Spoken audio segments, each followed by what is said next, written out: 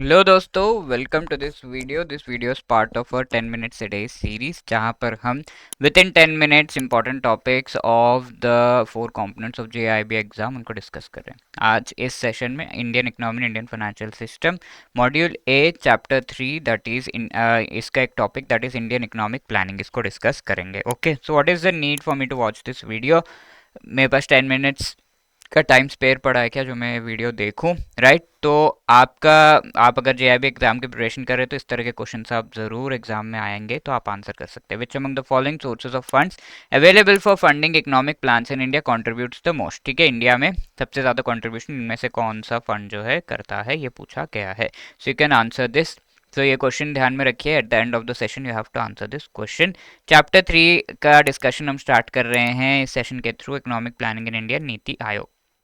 First thing to understand, India में क्या economic planning किस तरीके से की जाती है, नीति आयोग का रोल क्या है, ये हम पढ़ेंगे इसमें। तो इकोनॉमिक प्लानिंग होता क्या है? First of all, economic planning is to plan the economic activities in a country. ठीक है, इकोनॉमिक एक्टिविटीज में क्या क्या आ जाते हैं? Production, distribution as well as consumption related जो भी एक्टिविटीज़ है, सारा कुछ को प्लान करने का पूरा जो हमारा सेटअप है उसे हम इकोनॉमिक प्लानिंग कहते हैं। तो what are the objectives of planning the economy? Firstly, economic growth हमें सबसे ज़्यादा करना है, तो ये एक्टिविटी सही डायरेक्शन में होनी चाहिए एंड ऑप्टिमम वे में एक दूसरे को कॉम्प्लीमेंट करे, ऐसा कि हमारे इकोनॉमिक ग्रोथ ज़्यादा हो। पॉवर्टी एलिविएट करना है, रिड्यूस करना है पॉवर्टी को, एम्प्लॉयमेंट को जनरेट करना है, ज़्यादा से ज़्यादा लोग एम्प्लॉयड हो, क्योंकि अनएम्प्लॉयमेंट बहुत बड़ा एक ऐसा फैक्टर है जिसके वजह से ना ही ऐसा होता है कि पॉवर्टी जो है वो इंक्रीज होती है, साथ के साथ क्राइम्स भी बढ़ते हैं, सब कुछ सारी चीज़ें। तो एम्प्लॉयमेंट बढ़ाना ज़रूरी है इकोनॉमिक ग्रोथ के लिए। It is very important. Social justice, यहाँ पर हर एक जो पार्ट है of our economy, all the people, every each and every person को जो इकोनॉमिक बेनिफिट्स पहुँचे, साथ के साथ ऑल अदर काइंड्स ऑफ जो इक्वालिटी रिक्वायर्ड है वो भी उनके साथ रहे। ठीक है, एंड रिड्यूसिंग इनइक्वालिटीज, यानी कि अगर किसी का बहुत ज़्यादा इनकम हो रहा है, एक पर्सन जो बहुत ही पुअर है, तो इनइक्वालिटी हमें रिड्यूस करना है, सभी को एटलीस्ट एक बेसिक मिनिमम लेवल तक तो हमें लेकर आना है, राइट? तो that is the thing. Apart from that, economy को सेल्फ रिलायंट बनाना है, यानी कि इकोनॉमी अपने आप पे रिलाई कर रही हो, यानी कि इसे बाहर किसी और कंट्री से बहुत ज़्यादा डिपेंडेंस ना रहे।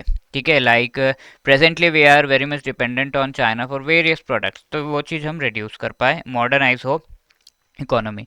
तो what are the types of economic planning? First of all, पहली चीज़ है कि जो है टेरिटोरियल बेसिस पे टू टाइप्स पे की हो सकती है, regional and national planning. Regional planning में वी कैन से एक पर्टिकुलर रीजन से related, north east, south, south India related अगर हम प्लानिंग करेंगे तो वो अलग होगा, क्योंकि कोस्टल एरिया ज़्यादा है।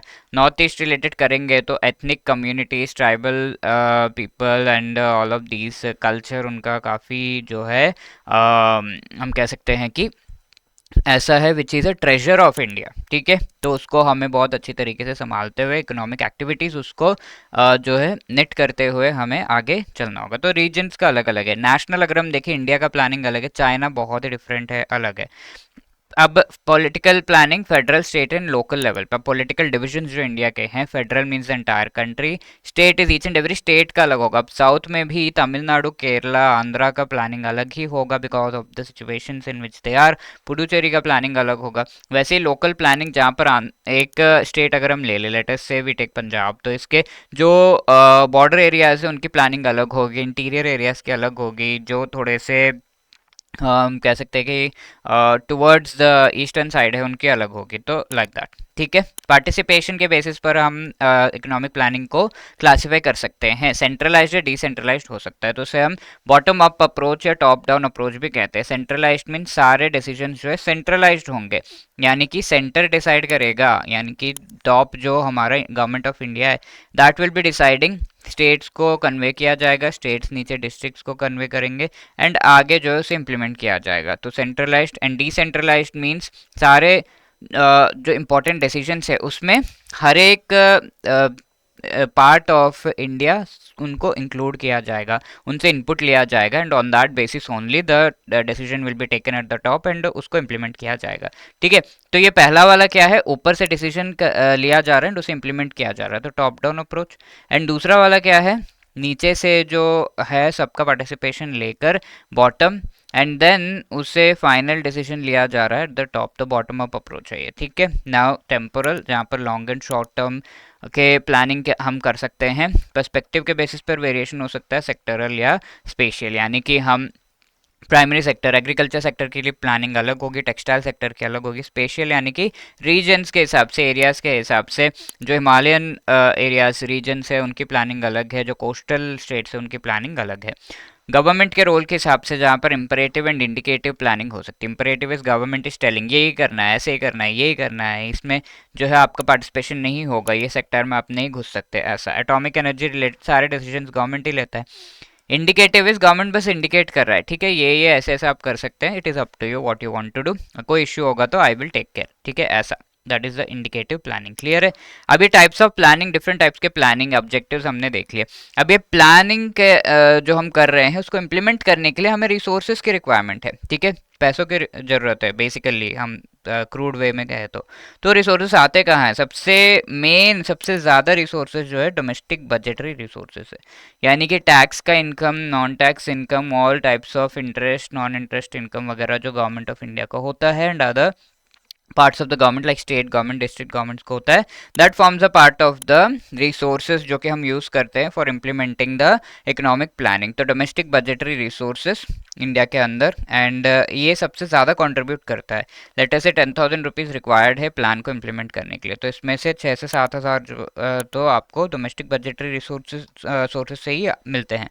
डेफिसिट फाइनेंसिंग, जहाँ पर कमी है, आपको 10,000 खर्च करने बट आपके पास ओनली 8,000 रुपीज़ है, तो कितना कमी है आपका? 2,000 रुपीज़ कम है, तो 2,000 रुपीज़ जो है वो आप बोरो कर सकते हैं या आरबीआई से ले सकते हैं, ओके। तो बोरोइंग किया जा सकता है from people in India, people outside India, entities in India, outside India, जो बड़े बड़े ऑर्गेनाइजेशंस हैं, इंटरनेशनल इकोनॉमिक ऑर्गेनाइजेशंस, गवर्नमेंट से, डिफरेंट कंट्रीज से बोरो किया जा सकता है एंड आरबीआई से भी बोरो किया जा सकता है, तो उसे डेफिसिट फाइनेंसिंग कहते हैं। And foreign assistances, foreign countries directly आपको जो पैसा दे रहे, लो बेटा चलो ये जो है आपके लिए, जैसा हमने कोविड के टाइम पे कई कंट्रीज को वैक्सीन फ्री में दिए या फिर कई कंट्रीज को सेल भी किए, तो फॉरेन असिस्टेंस इस तरीके से हो सकता है, ओके। तो यहाँ पर ये क्वेश्चन अब आपको रेलेवेंट लग रहा होगा, मई 2023 में पूछा गया था, which among the following sources of funds available for funding economic plans in India contribute the most, सबसे ज़्यादा कंट्रीब्यूशन कहाँ से आता है? So you can answer it now, आप जो है कमेंट सेक्शन में इसका आंसर देंगे। And let me remind you, अगर आप जेआईबी एग्जाम का 2025 में जो आने वाला अपकमिंग साइकिल के लिए प्रिपरेशन कर रहे हैं एंड यू थिंक कि मुझे एक ही अटेम्प्ट में ये क्लियर करना है एंड इसके लिए मुझे गाइडेंस चाहिए, तो you can definitely consider our master course. INDFS, AFM, PPB, RBWM, चारों जो हमारे जैप के कंपोनेंट्स हैं उनसे रिलेटेड सिंगल कोर्स या फिर इंडिविजुअल कोर्सेज भी each and every component related which is available. आपको यहाँ पर लाइव क्लासेस के थ्रू एग्जाम से पहले रिवाइज कराया जाएगा, पढ़ाया जाएगा, एंड कॉन्सेप्ट क्लासेस जो कि शॉर्ट वीडियोस है वो भी अवेलेबल है, जिसके थ्रू आप पूरा सिलेबस जो है कवर कर सकते हैं which is relevant for the exam, okay. Short videos 15-15 minutes के थोड़ा थोड़ा एक एक छोटे छोटे वीडियो देखकर भी आपका जो है पूरा कंप्लीट हो जाता है। तो short notes is also provided, तो आप इसको रिविजन के लिए यूज़ कर सकते हैं। टेस्ट सीरीज जहाँ पर चैप्टर वाइज क्वेश्चंस, MCQs भी अवेलेबल है, एक चैप्टर पढ़ा, वीडियो देखा, उसका नोट्स पढ़ा and then attempt the test, उससे आपका कॉम्प्रिहेंसिव प्रिपरेशन और चैप्टर का हो गया। ऐसे नंबर ऑफ चैप्टर्स आपने कर लिए तो मॉक टेस्ट दे दीजिए, जहाँ पर फुल सिलेबस से जो है एग्जाम पैटर्न के क्वेश्चंस ये सब आपको देखने को मिलते हैं। तो you can go for the JIB 75 code, जो कि 75% डिस्काउंट आपको दे रहा है ओवर दीज कोर्सेज, ठीक है। The link is in the description, do be part of it, ठीक है। 8146207241 हमारा नंबर है, जिस पे कॉल करके आप कोई भी क्वेरी है तो पूछ सकते हैं। hello@edutap.co.in पर भी अपनी क्वेरीज आप हमें पूछ सकते हैं। All the best for preparation, thank you.